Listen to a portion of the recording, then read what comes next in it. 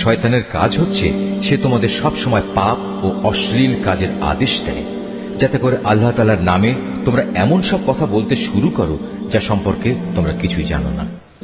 তাদের যখন বলা হয় আল্লাহ তাআলা যা কিছু নাজিল করেছেন তোমরা তা মেনে চলো, তারা বলে আমরা তো শুধু সে পথেরই অনুসরণ করব যে পথের উপর আমরা আমাদের বাপ দাদাদের পেয়েছি। তাদের বাপ দাদারা যদি এ ব্যাপারে কোনো জ্ঞান বুদ্ধির পরিচয় নাও দিয়ে থাকে, কিংবা তারা যদি হেদায়েত নাও পেয়ে থাকে, তবু কি তারা তাদের অনুসরণ করবে? এভাবে যারা হেদায়েত অস্বীকার করে তাদের উদাহরণ হচ্ছে এমন কিছুর মতো যে তার পালের আরেকটি জন্তুকে যখন ডাক দেয় তখন পেছনের সেই পশুটি তার চিৎকার ও কান্নার আওয়াজ ছাড়া আর কিছু শুনতে পায় না।